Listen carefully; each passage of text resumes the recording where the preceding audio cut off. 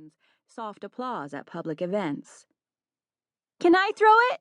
one of the girls calls, and her plea encourages the rest of them to demand the same thing. Better start with something less sharp.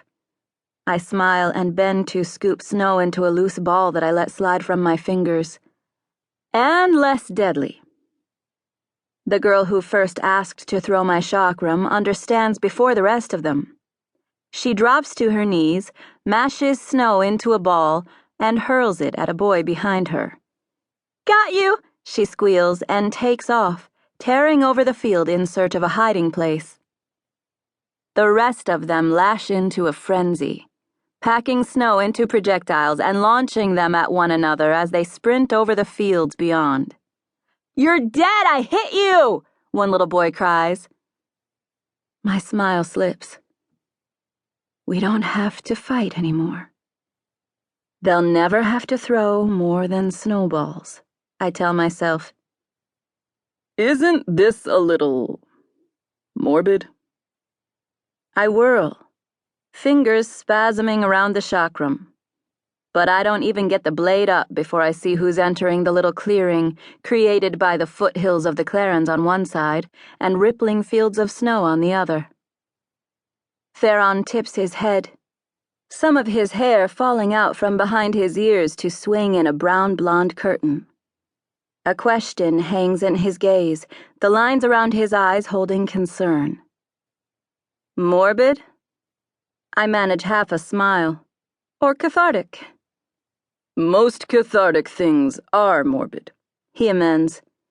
Healing through melancholy. I roll my eyes. Leave it to you to find something poetic about slicing off the heads of snowmen.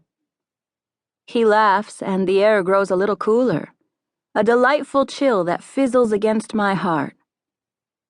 His coloring looks harsh against the perpetual ivory backdrop of winter.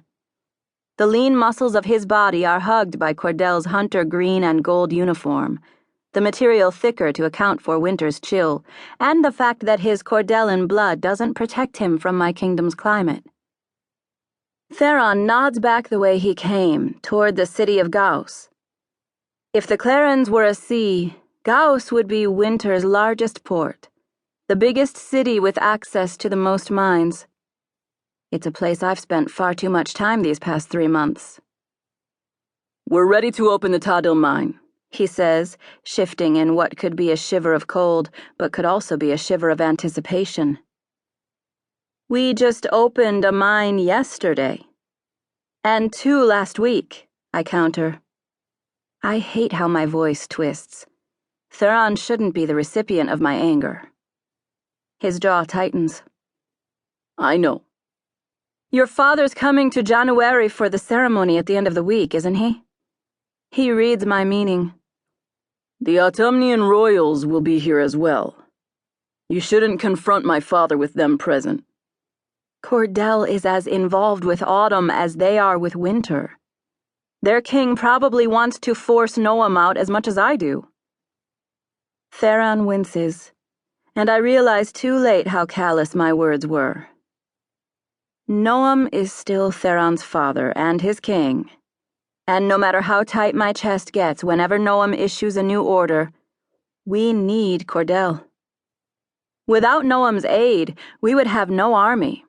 The Winterians' physiques have just started to go from emaciated to healthy, and as such they've only recently become able to train at all.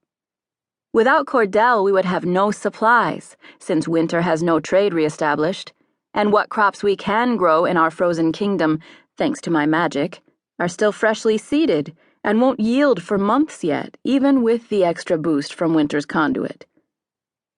So I have no choice but to obey Noam's demands. Because we are so indebted to him that sometimes I can't believe I'm not wearing Cordellan colors yet, too. Fine, I concede. I'll open this mine. I'll bring Noam and Autumn payment due for their part in winter's salvation, but the moment the ceremony ends. What do I plan to do after the ceremony? Because that's all it is, a ceremony. A pretty performance to thank Autumn and Cordell for their aid in freeing winter from spring.